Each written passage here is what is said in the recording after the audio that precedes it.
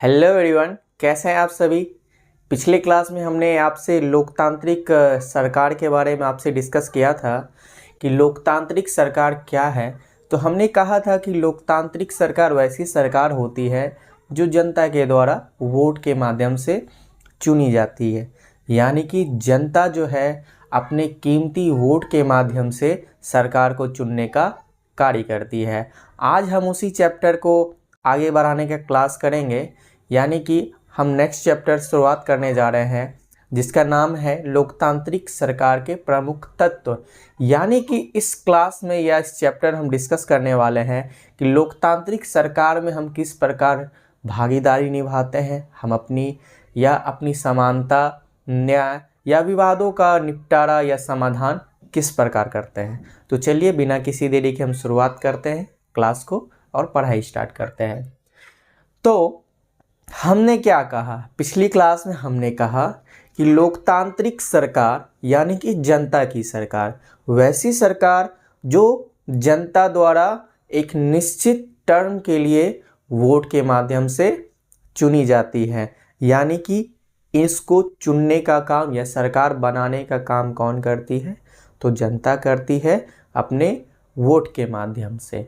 ठीक है, तो अब आपको एक सवाल आ रहा होगा कि हम जब ये लोकतांत्रिक सरकारें बन जाती हैं तो हम इसमें अपना भागीदार कैसे सुनिश्चित कर सकते हैं, यानी कि हम इसमें कहाँ पे हैं, मतलब किस जगह पे।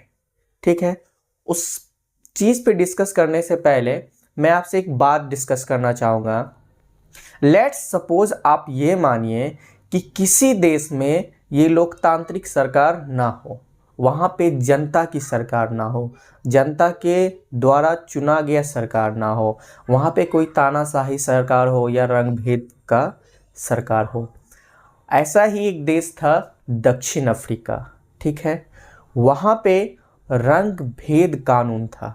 रंग भेद कानून से क्या तात्पर्य है, रंग भेद के बारे में मैंने डिस्कस किया जब मैंने आपसे डाइवर्सिटी चैप्टर के बारे में डिस्कस कर रहा था। क्या रंगों के आधार पे भेद करना यानी अंतर करना, मतलब एक कोई इंसान है, उसका कलर या उसका सूरत अलग कलर का है और उसका सूरत अलग कलर का है, तो उनके आधार पे हम क्या करते हैं, भेद करने लग जाते हैं, अंतर करने लग जाते हैं। तो इसमें इस चैप्टर में कहानी दी गई है। तो जोहान्सबर्ग में एक लड़की रहती थी, माया नायडू। वो एक दिन अपने पुराने बक्से को सफाई करने के दौरान उसको कुछ अखबार के कतरनी मिलते हैं, यानी कटा फटा कुछ अखबार मिलता है और एक ही लड़के का फ़ोटो बहुत सारा मिलता है। जब वो अपने माँ से पूछती है कि माँ ये लड़का कौन है, तो उसकी माँ बताती है इस लड़के को पुलिस ने गोली मार दी थी। तो वो लड़की बड़ी अचंभित होकर पूछती है क्यों, कि आखिर ऐसा क्यों। तो उसकी माँ बोलती है कि दक्षिण अफ्रीका में पहले रंग भेद कानून था, यानी कि श्वेत और अश्वेत का कानून। श्वेत मतलब होता है गोरा, अश्वेत मतलब जो गोरा नहीं है। तो दक्षिण अफ्रीका में क्या था कि दक्षिण अफ्रीका में जो श्वेत लोग होते थे उनको अच्छी सुविधाएं दी जाती थी, उनके लिए कानून अलग होते थे, उनके लिए स्कूल की सुविधाएं बहुत अच्छी होती थी, हॉस्पिटल की सुविधाएं बहुत अच्छी होती थी, यहाँ तक कि जो ज़मीनें होती थी वो भी अच्छी ज़मीन पे उनको रहने के लिए दिया जाता था।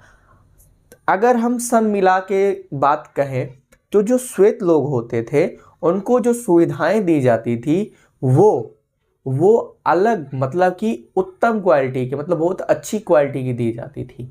लेकिन अगर वही हम अश्वेत लोगों की बात करें तो उसके मुकाबले उल्टा होता था। उन्हें कोई और भाषा सीखने के लिए मजबूर किया जाता था। उनके लिए जो सुविधाएं होती थी, हॉस्पिटल की, शिक्षा की और भी तरह की जो सुविधाएं होती थी वो ना के बराबर, यानी कि बहुत ही जर्जर हालत, मतलब खराब हालत में होती थी। तो हेक्टर पीटरसन जो था एक दिन स्कूल में वो भी पढ़ता था। तो वहाँ के लोग जो थे, श्वेत लोग, अफ्रीकांस बोलते थे, मतलब अफ्रीकी भाषा बोलते थे। लेकिन वो अपनी जुलू भाषा को सीखना चाहता था। उसकी कोई भाषा होगी, जुलू नाम था उसका, वो एक भाषा सीखना चाहता था और उसने अफ्रीकांस भाषा का क्या किया था, विरोध किया था। और उसी विरोध के कारण अपने सहपाठियों से मिलकर यानी साथियों के साथ मिलकर आंदोलन किया और जिसके कारण पुलिस ने उन भीड़ पे गोलियां बरसाई और एक गोली जाके हेक्टर पीटरसन को लग गई। तो ये सोचिए, अभी जैसे हमारा जो भारत देश है वहाँ पे लोकतांत्रिक सरकार है, वहाँ पे आप कहीं भी घूम सकते हैं, विचरण कर सकते हैं, अपनी पसंद की भाषाएं बोल सकते हैं, यानी कि अभिव्यक्ति भी कर सकते हैं, कुछ भी बोल देते हैं लोग इंटरनेट पे, फेसबुक पे, जहाँ मन तहाँ कुछ भी बोल दिया। लेकिन दक्षिण अफ्रीका में पहले ऐसा नहीं था। वहाँ तो उनको अच्छी सुविधाएं भी नहीं थी, उनके लिए अच्छी ज़मीन भी नहीं होती थी। तो ये डिमेरिट होता है अगर कहीं पे लोकतांत्रिक सरकार ना हो। फिर आगे जाके वरिष्ठ कांग्रेस नेता जो थे नेल्सन मंडेला, उन्होंने इनके खिलाफ संघर्ष किया और अंततः इस कानून को बंद किया गया और वहाँ पे लोकतांत्रिक सरकार स्थापित हो पाई। इसी लोकतांत्रिक सरकार किसी भी सरकार से अच्छी होती है। क्यों? क्योंकि हमें उसमें अभिव्यक्ति की आज़ादी मिलती है और तरह तरह की भी आज़ादी मिल जाती है, हमें अच्छी सुविधाएं दी जाती है। ठीक है, तो चलिए हम उस कहानी से वापस लौटते हैं और हम जानते हैं कि हम लोकतांत्रिक सरकार में जिस सरकार को हम चुनते हैं उसमें कैसे हम भागीदारी निभा सकते हैं। पहला भागीदारी निभाने का तरीका होता है चुनाव। यानी कि हर 5 वर्ष में जब भी सरकार गिरती है तो हमारे देश में चुनाव होता है और उस चुनाव में हम वोट देते हैं। हमारी एक एक वोट की गिनती से ही उन सभी सरकारों का चुनाव होता है। तो हमें लगता है कि नहीं, हमें इस सरकार में हमारी भागीदारी नज़र आती है कि नहीं, हम इस सरकार को चुनने का कार्य कौन कर रही है, तो जनता कर रही है। भारत में जो टर्म होता है 5 साल होता है, हर एक 5 साल पे चुनाव होता है जब तक सरकार बहुमत में होती है। अगर बहुमत में ना हो तो सरकार बीच में भी गिर सकती है। तो पहला भागीदारी का तरीका होता है कि हम जो है चुनाव के माध्यम से यानी कि वोट के माध्यम से हम अपनी भागीदारी को सुनिश्चित करते हैं। जब हम वोट देते हैं तो हमें लगता है कि नहीं, वाकई में हमारे पास भी कोई ताकत है जो इस सरकार में हमें महसूस होती है। दूसरा तरीका होता है भागीदारी करने का, या तो आप सरकार की जो नीतियां बनती है या किसी भी विशेष चीज़ पे कोई कानून बना, अगर उस कानून में आप रुचि लेते हैं या उसकी आलोचना करते हैं। रुचि लेना से मतलब हुआ कि अगर आप सरकार की चीज़ों को अच्छा बताते हैं तो आप भागीदार कर रहे हैं कि नहीं, हमारी जो सरकार है, जो हमारे लिए कानून ला रही है, हमारे लिए जो व्यवस्था ला रही है, वो बहुत अच्छी है। या तो फिर उसकी आलोचना करके कि हमारी सरकार जो है हमारे लिए जो ये कानून ला रही है वो बहुत ही गलत है और अधिक से अधिक व्यक्तियों का इसमें नुकसान हो सकता है। ठीक है, एग्जाम्पल के माध्यम से अगर समझे कि अगर आज सरकार एक बिल ला दे कि नहीं, हम इतने पे इतना परसेंटेज इनकम टैक्स लेंगे, ठीक है, तो आप जैसे मान लीजिए कोई बोलेगा कि नहीं, अभी जैसे 12 लाख पे कोई टैक्स नहीं है, जिसकी सालाना इनकम 12 लाख है तो उस पर कोई टैक्स नहीं, तो उसमें बहुत सारे परसेंटेज वाइज देखे तो 50+ 60+ परसेंटेज लोग उसमें आ जाते हैं कि जिनको टैक्स देना नहीं पड़ता है। तो अधिकतम लोग इससे क्या हुए, सुख हुए, अच्छा हुआ, ये कानून अच्छा है। वही कर दे कि नहीं, इंडिया में जितने भी लोग हैं चाहे वो 1 रुपया ही कमाते हैं उसमें भी उसको 30% देना पड़ जाएगा, तब तो गलत बात हो जाएगा। क्योंकि सबकी आय का समानता जो है एक तरह तो नहीं है। कोई 1 करोड़ रुपये महीना कमाता है तो कोई 10,000 रुपये महीना कमाने में भी उसको आफत हो जाती है। तो इसी तरीके से कोई कानून लाती है तो अगर उसकी हम रुचि ले रहे हैं, उसका लाभ बता रहे हैं, उसकी आलोचना कर रहे हैं, तो हम अपनी भागीदारी को क्या करते हैं, सुनिश्चित करते हैं। यानी कि हम भी सरकार के काम में दखल देते हैं या उसकी आलोचना करते हैं या उसमें लाभ बताते हैं। ठीक है, अब तो ये हो गया कि हम भागीदार कैसे होते हैं। कुछ कुछ लोगों को जो है आंदोलन भी करना पड़ता है। अगर हमारी सरकार हमारी आलोचनाओं से नहीं सुनती है तो हमें आंदोलन भी करना पड़ता है। जैसे किसान आंदोलन हुआ था कि उन तीनों बिल को सरकार अंततः क्या की, वापस ली ना। तो किसके आंदोलन से। अगर मान लीजिए यहीं पे लोकतांत्रिक सरकार ना हो, तानाशाही सरकार हो या राजशाही सरकार हो, राजतंत्रीय सरकार हो, क्या आप ऐसा विरोध कर पाएंगे? नहीं कर पाएंगे। तो लोकतांत्रिक सरकार में हम इस तरीके से हम अपनी भागीदारी को सुनिश्चित कर सकते हैं। एक तो वोट के माध्यम से, दूसरा या तो हम सरकार की नीतियों की रुचि लेते हैं या उसका लाभ बताते हैं, आलोचना करते हैं, और तीसरा आंदोलन भी कर सकते हैं। मैं बोर्ड वर्क नहीं कर रहा हूँ, मैं बस लेक्चर दे रहा हूँ, आपको समझा रहा हूँ। आप जब आप चीज़ों को समझते हैं ना तो ज़्यादा देर तक माइंड में रहती है। जैसे मैं समझा हुआ हूँ तो आपको समझा पा रहा हूँ, यही मैं बोर्ड पे रटा हुआ रहता तो नहीं समझा पाता। फिर भी मैं आपके लिए लिख दे रहा हूँ। या तो हम भागीदारी किस किस तरीके से सुनिश्चित कर सकते हैं, एक तो चुनाव है जिसमें वोट देते हैं, दूसरा या तो हम सरकार की नीतियों में रुचि ले सकते हैं या आलोचना कर सकते हैं उनकी, उसमें हम अपनी भागीदारी को सुनिश्चित कर सकते हैं, और तीसरा क्या कर सकते हैं, आंदोलन कर सकते हैं। ये सभी चीजें हमें हमारी लोकतांत्रिक सरकार में भागीदारी को सुनिश्चित करती है। किसको सुनिश्चित करती है? तो भागीदारी को। अब आपका सवाल होगा कि हम अपनी समस्याओं का निपटारा कैसे करते हैं। अगर मान लीजिए किसी दो धार्मिक समूह में लड़ाई हो गई या किसी राज्य के बीच किसी नदी के बांध को लेके विवाद चल रहा है, तो सरकार क्या करेगी? सरकार बातचीत करेगी। उस बातचीत के माध्यम से उन समस्याओं को दूर करने का क्या करेगी? प्रयास करेगी, ताकि समाज में लोग शांतिपूर्ण वातावरण में एक साथ क्या कर सके, रह सके। अगर सरकारें ये नहीं करेगी तो सोचिए कितना बड़ा बहुत घटना हो सकता है, अप्रिय घटना हो सकती है। अगर दो वर्ग अगर अशांत रहें तो उसके वजह से बहुत जो ऐसे जो लोग हैं जो इसमें शामिल भी नहीं हैं, उन सबों को अपनी जान जोखिम में डालना पड़ सकता है।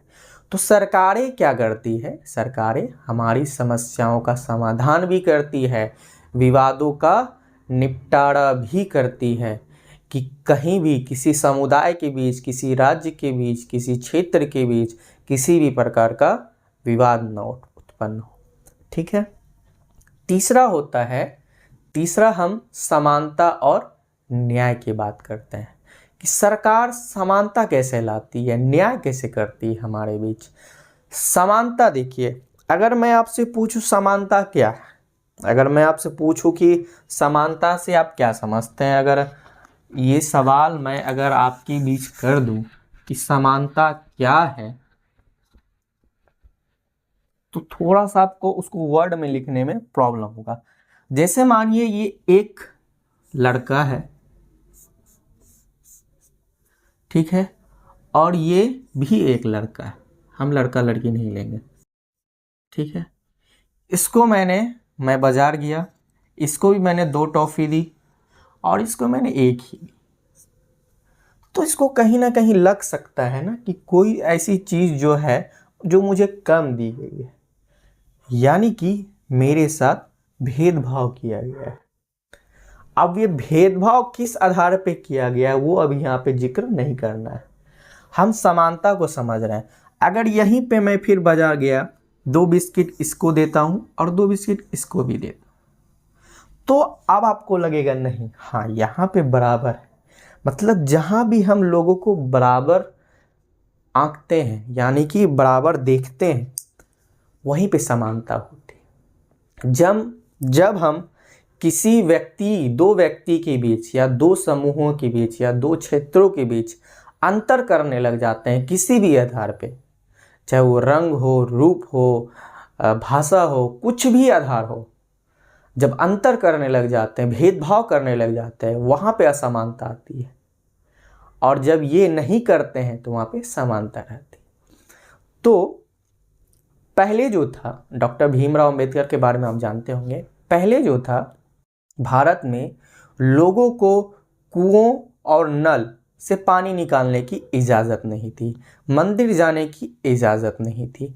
आप सोचिए कि हमारे भारत देश में सभी लोग बराबर हैं, संविधान सभी को बराबर मानती है। अगर आपके साथ ऐसा हो कि आप किसी एक जाति को, दूसरा एक जाति का हो, आपको उस मंदिर में जाने की इजाज़त हो, दूसरे को ना हो, तो कैसा लगेगा?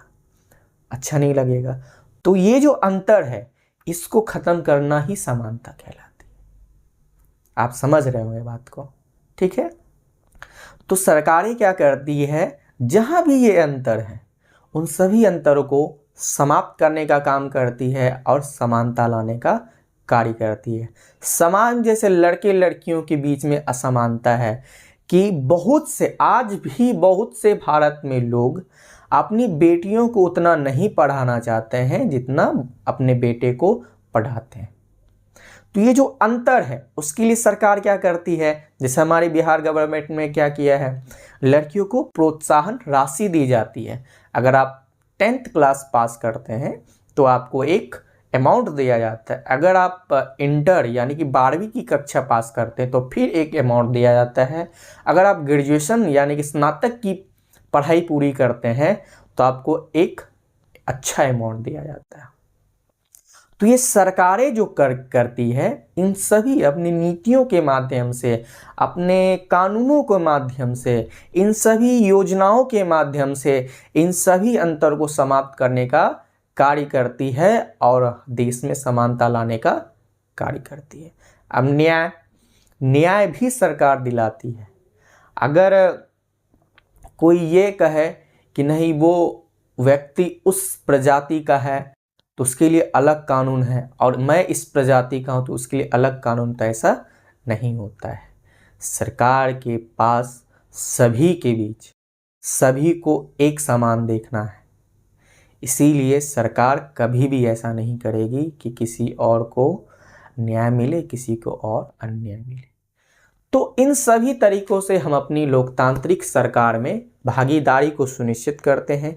लोकतांत्रिक सरकार में इन सभी चीज़ों को देखा जाता है, विवादों का निपटारा किया जाता है, समस्याओं का समाधान किया जाता है, न्याय की बात की जाती है, समानता की बात की जाती है, शिक्षा, रोजगार, सारी चीज़ में समानता की बात की जाती है और भागीदारी को सुनिश्चित किया जाता है। तो ये चैप्टर यहीं पे ख़त्म होती है और मिलेंगे हम अगले क्लास में अगले लेक्चर के साथ। आशा करता हूँ कि आपको ये लेक्चर बहुत अच्छा लगा होगा तो बिल्कुल अच्छे से देखें और अच्छे से पढ़ाई करें। तब तक के लिए धन्यवाद। अगर कुछ भी समझ में नहीं आया होगा तो आप बेझिझक कुछ भी सवाल पूछ सकते हैं इस चैप्टर के रिलेटेड, और इस क्लास से रिलेटेड मिलते हैं कल अगली कक्षा में। तब तक के लिए धन्यवाद। जय हिंद, वंदे मातरम। Thank you.